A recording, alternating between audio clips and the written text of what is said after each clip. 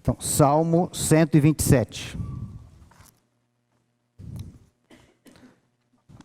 Leitura na Ara. Se o Senhor não edificar a casa, em vão trabalham os que a edificam. Se o Senhor não guardar a cidade, em vão vigia a sentinela. Inútil vos será levantar de madrugada, repousar tarde, comer o pão que penosamente granjeastes. Aos seus amados ele o dá enquanto dormem. Herança do Senhor são os filhos, o fruto do ventre seu galardão. Como flechas na mão do guerreiro, assim os filhos da mocidade. Feliz o homem que enche deles a sua aljava. Não será envergonhado quando pleitear com os inimigos à porta. Então que Deus mais uma vez nos abençoe com a leitura da sua santa e bendita palavra. Eu fiquei pensando qual o tema daria para esta mensagem. Pensei, cuidado providencial de Deus, Deus em primeiro lugar. Se Deus não estiver conosco, tudo será vão.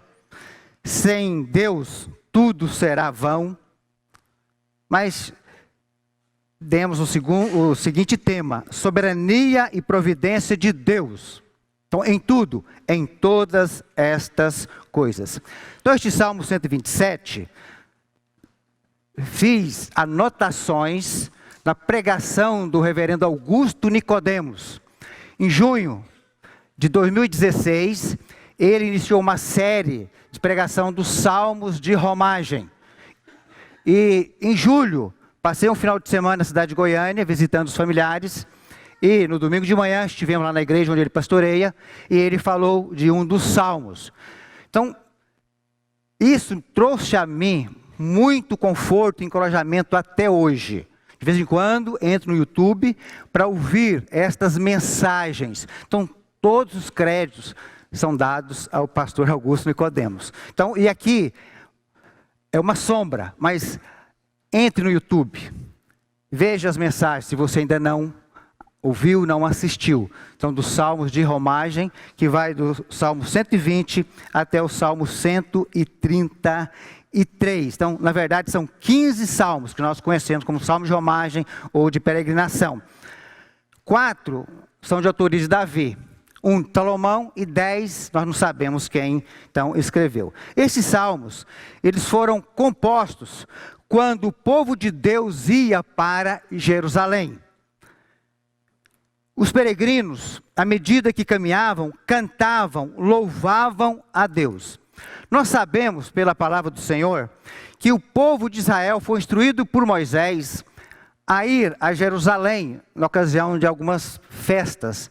Pelo menos em uma, o povo iria. E eu estava lembrando, lá em Lucas, no capítulo 2, versículo 39, fala assim, cumpridas todas essas ordenanças, segundo a lei do Senhor, voltaram para a Galileia, para a cidade de Nazaré. Crescia o menino e se fortalecia, enchendo-se de sabedoria, e a graça de Deus estava sobre ele. Depois Lucas continua no versículo 41. Ora, anualmente iam seus pais a Jerusalém para a festa da Páscoa. O 42, quando ele atingiu os 12 anos, subiram a Jerusalém, segundo o costume da festa. Então, na época de Jesus, tem este registro aqui, então, de Lucas.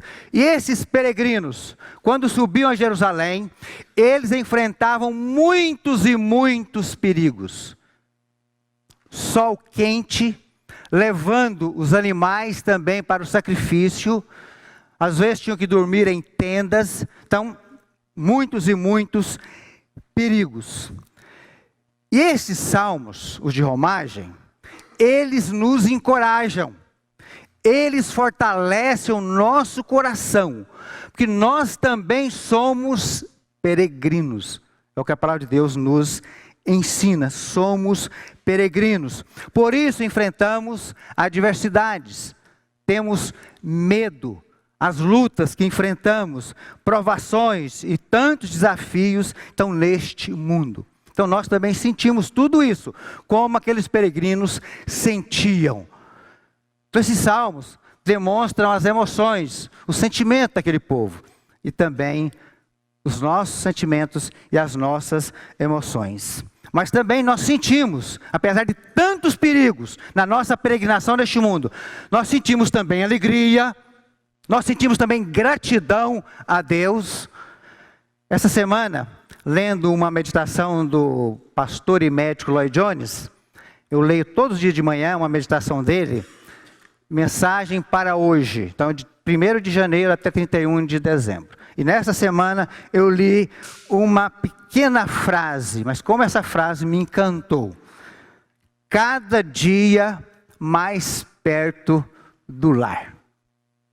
Pensando que nós somos peregrinos, estamos caminhando, então cada dia mais perto do lar.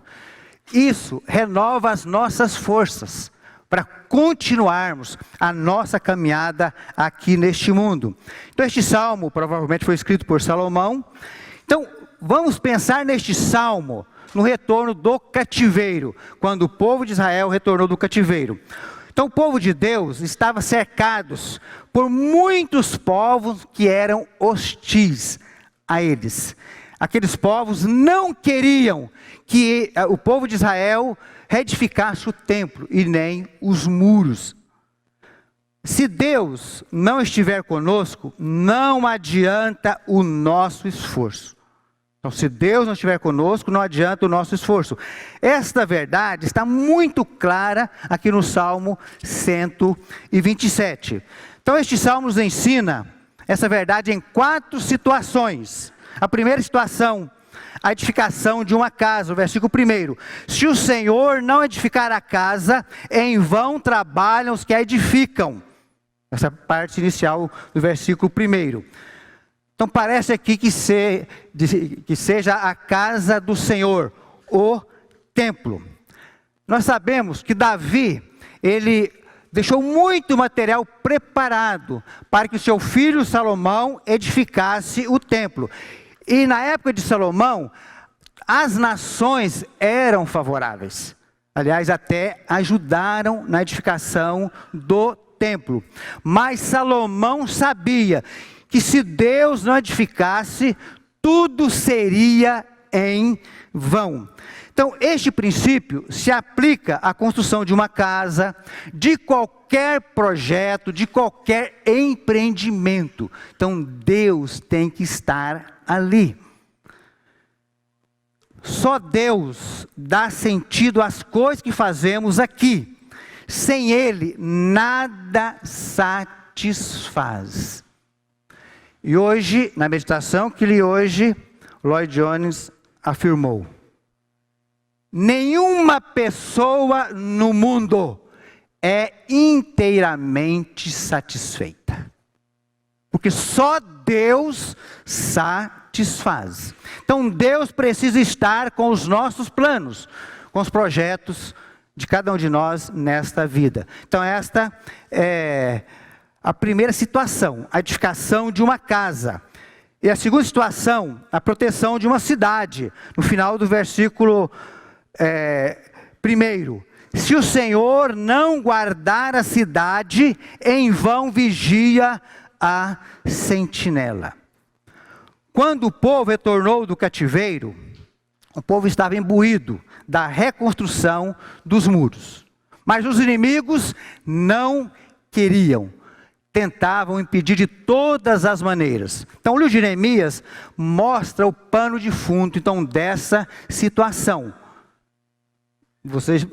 Você pode ler depois no livro de Neemias, de maneira muito clara isso.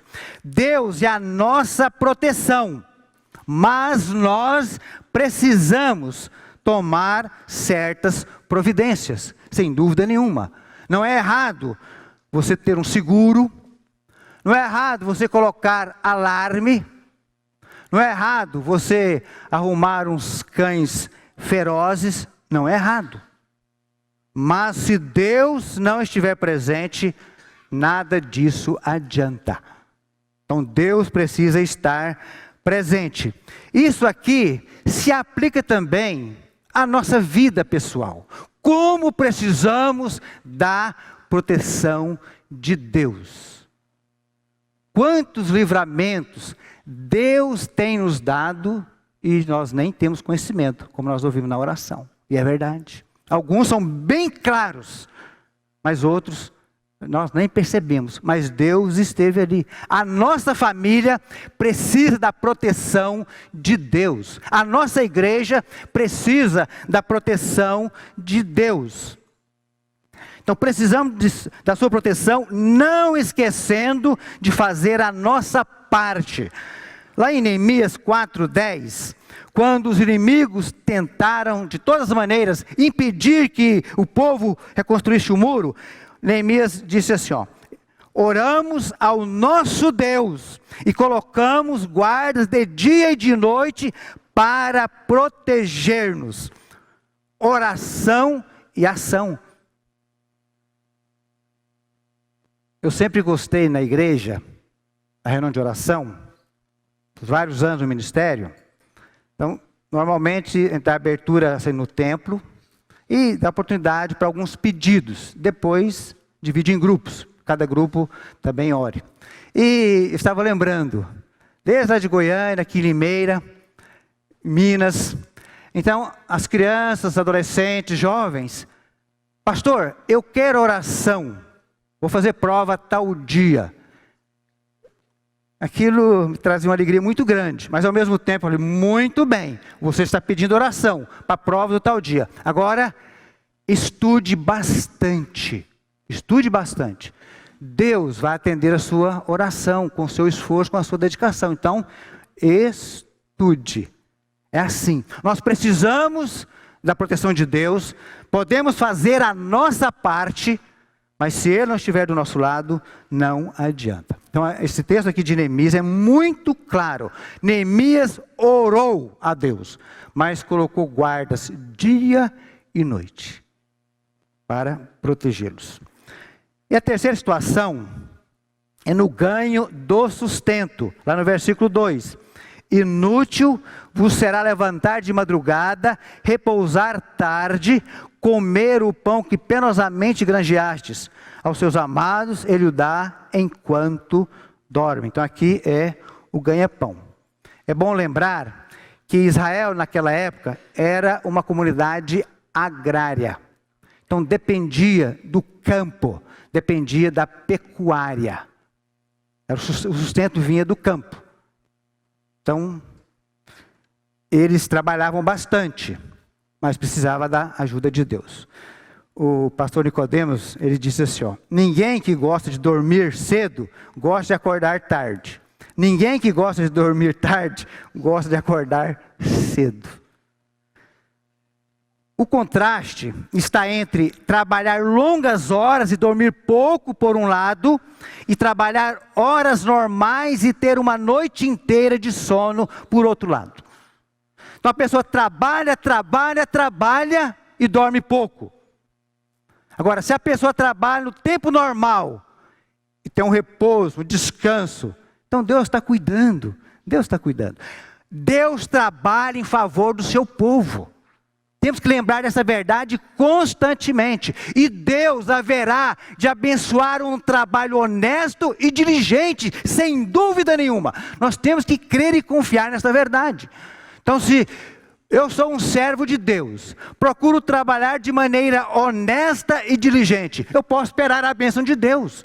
Isso aqui é um desafio para todo o povo de Deus, para todos nós. Então, trabalhem honestamente, trabalhem diligentemente, e Deus haverá de abençoar o seu trabalho.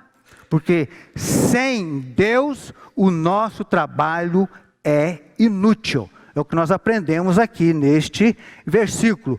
Inútil vos será levantar de madrugada, repousar tarde, comer o pão que penosamente granjeastes, aos seus amados ele o dá enquanto dorme. Então, esse Salmo 127 foi a mensagem que um dos pastores que fez o nosso casamento, ele pregou neste salmo. Não sei se a Laurice se lembra, alguns anos atrás. Então, o pastor Dival, então ele pregou neste salmo, foi a mensagem do nosso casamento. Então, tem algo muito a ver comigo também nesse sentido. E a quarta situação é o quadro da família, que está do versículo 3 ao versículo 5. Herança do Senhor são os filhos. o fruto do ventre, seu galardão. Como flechas na mão do guerreiro, assim os filhos da mocidade. Feliz o homem que enche deles a sua aljava.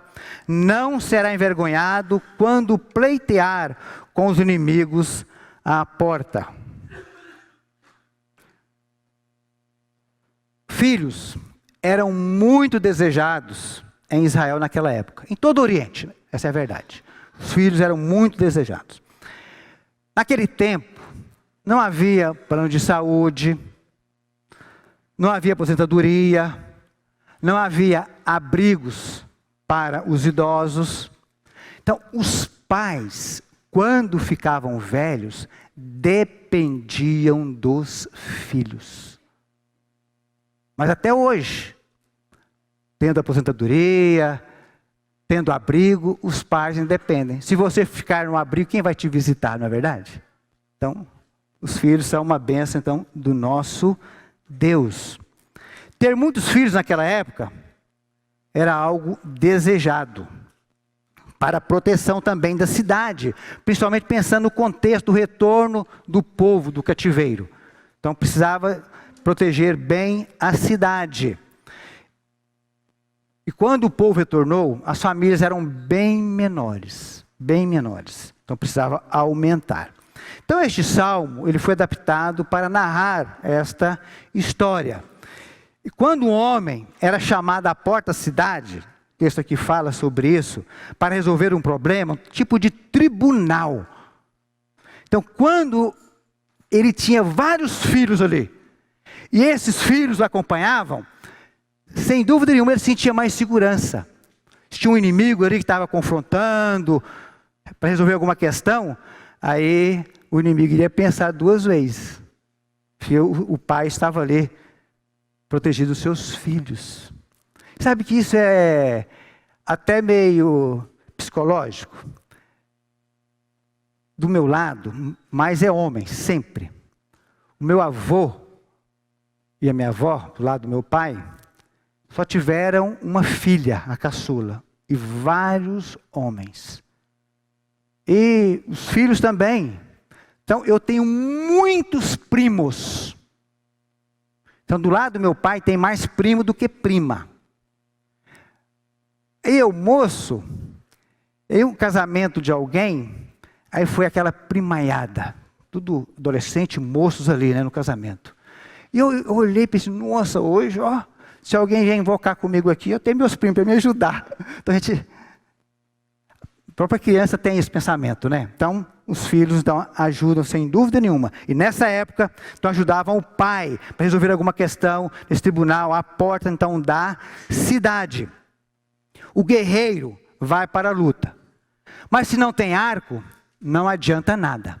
Então naquele tempo, precisava então das flechas. E aqui o salmista fala que os filhos são essas flechas. Ao verso 4, como flechas na mão do guerreiro, assim os filhos da mocidade. Feliz o homem que enche deles a sua aljava. Não será envergonhado quando pleitear com os inimigos à porta. Agora, quem dá os filhos? Ao verso 3.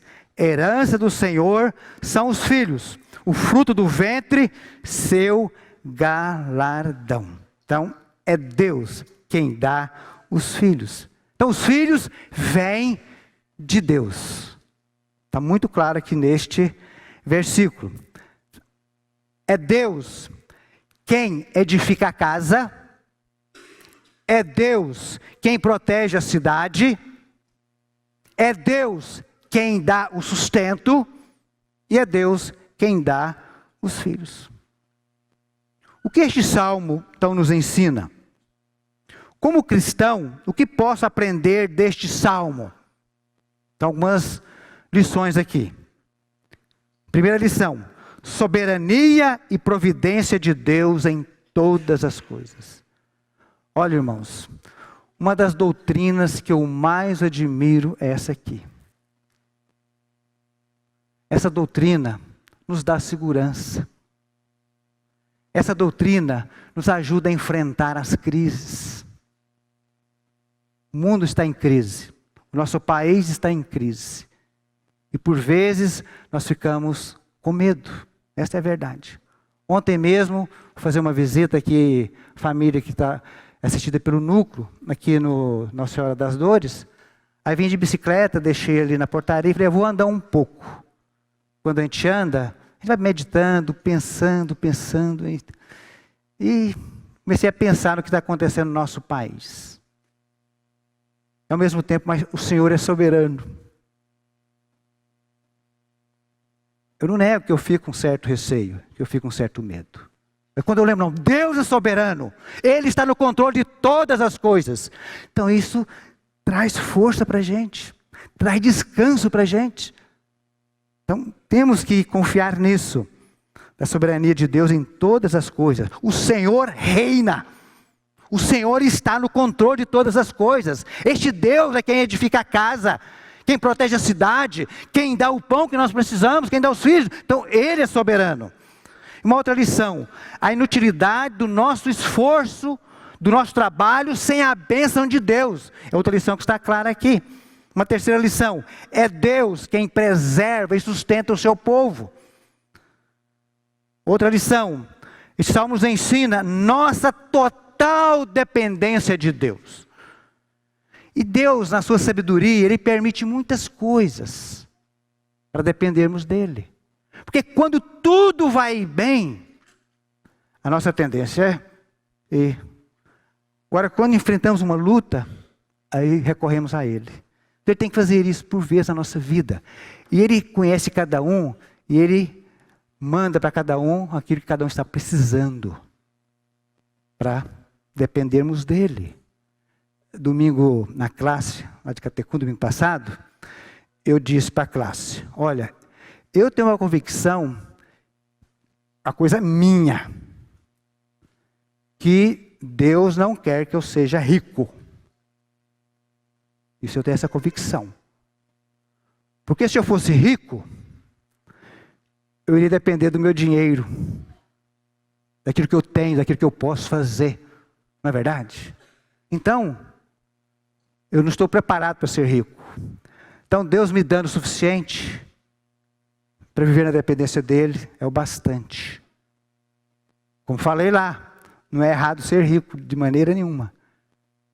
Uma riqueza que glorifique a Deus, traga benefícios para as pessoas, né? Então tem pessoas que estão mais preparadas para administrar posses. E alguns outros não estão, né? Sobe na cabeça. Então Deus sabe, Deus conhece cada um. Deus conhece cada um. Mas não importa, tendo muito ou pouco, precisamos viver na dependência de Deus. Essa é uma lição preciosa para nós. Se isso é verdade, qual deve ser o alvo principal da minha vida? Qual deve ser o alvo principal da sua vida? Então a resposta, ela está nas palavras de Jesus, que nós lemos lá, a liturgia, Mateus 6,33. Busquem, pois, em primeiro lugar o reino de Deus e a sua justiça, e todas as coisas lhe serão acrescentadas. A resposta está, então, aqui. Então, isso deve ser o alvo maior da minha vida e da sua vida. Buscar a Deus, conhecer a Deus, ter comunhão com Deus, estar reconciliado com Ele. Então, ter Deus ao meu lado, ter Deus ao nosso lado. Então, precisa ser a prioridade número 1, verdadeiramente. Não é você arrumar um casamento, trabalhar, conquistar coisas. Isso não é errado. São dádivas de Deus.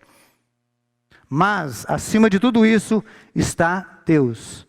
Sem Ele, nada mais neste mundo tem valor, vale a pena. Sem Deus. Então nada pode tomar o lugar dessa prioridade. Então Deus precisa nos relembrar constantemente desta verdade. Todos nós precisamos ouvir as mesmas coisas de vez em quando. Agora para a aplicação prática. Este salmo não ensina a preguiça.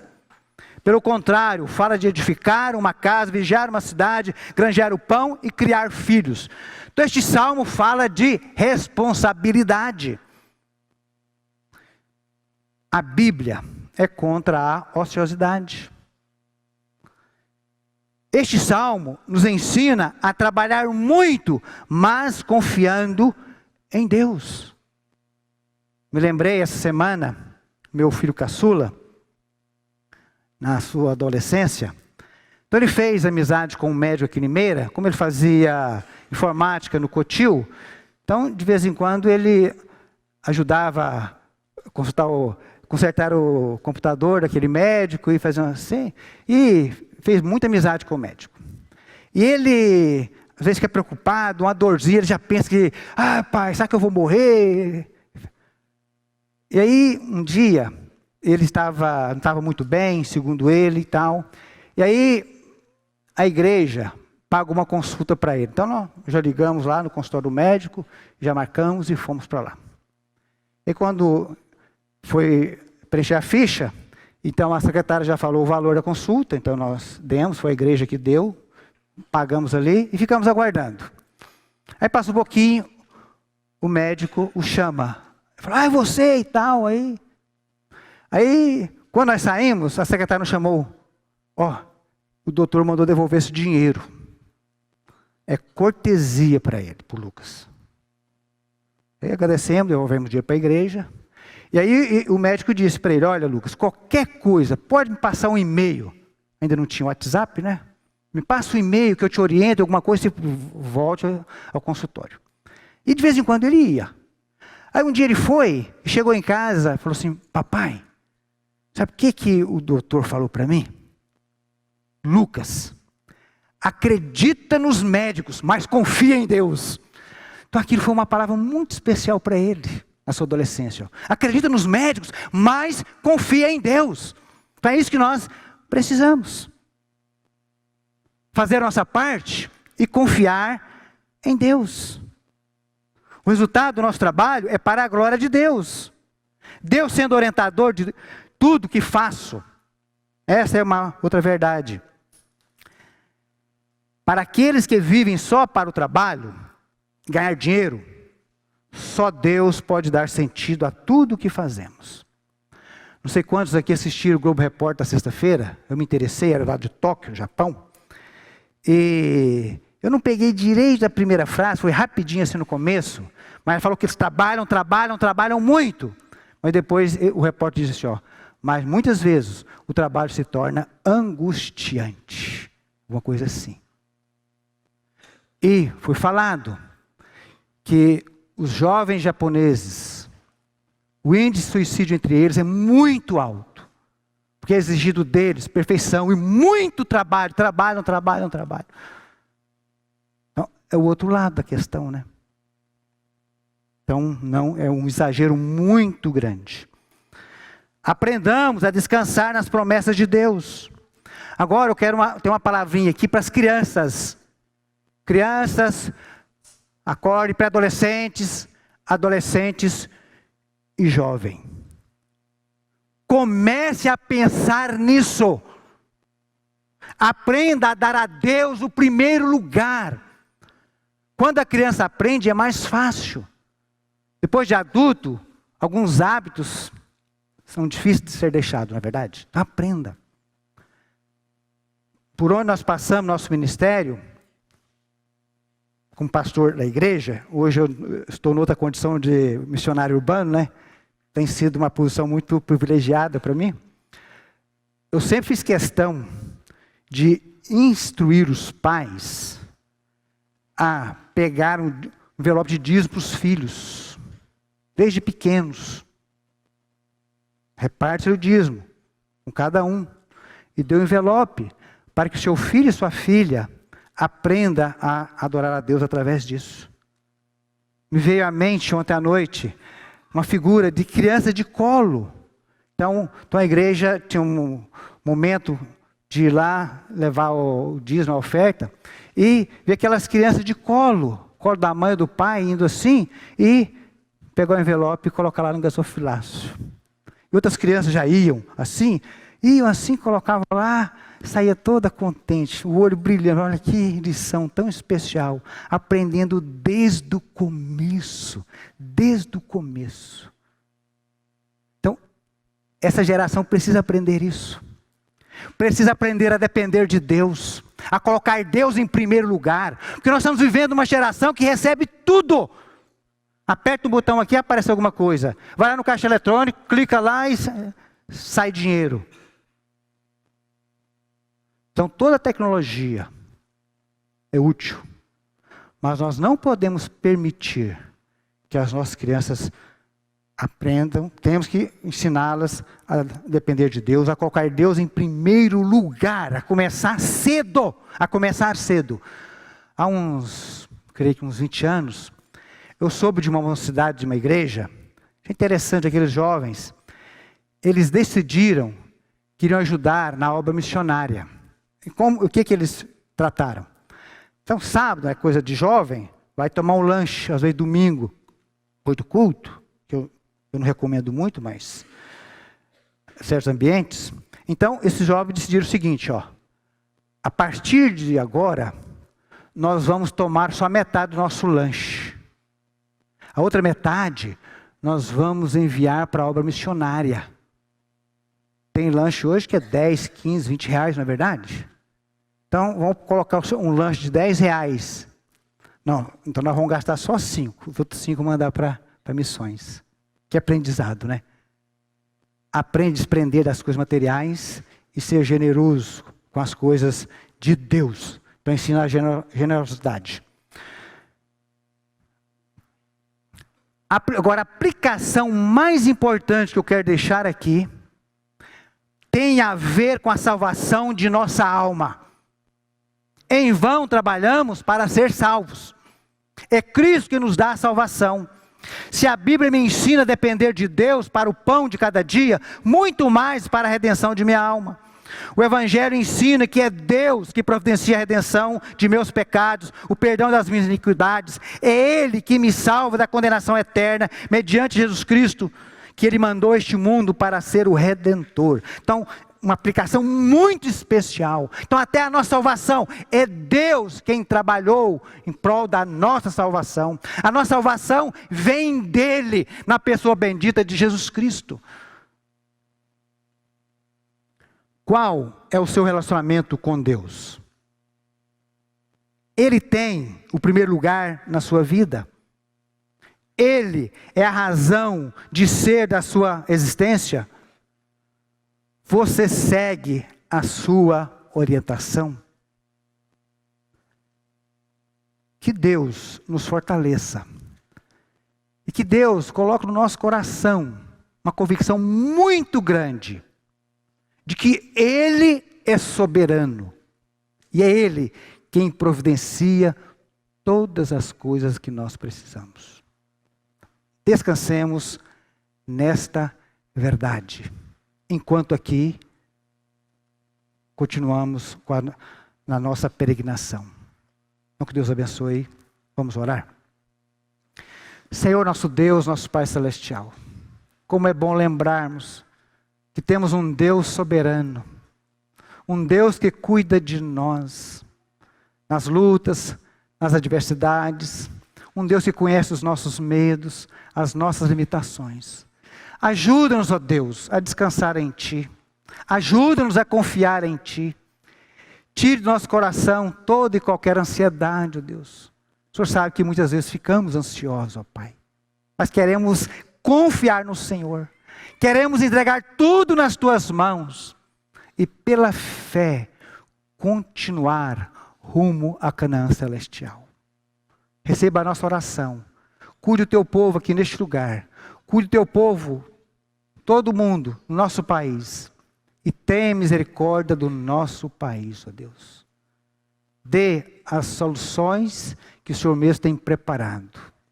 E a nós, um espírito humilde, de dependência e de clamor ao Senhor nestes momentos. É a nossa oração, é em nome de Jesus.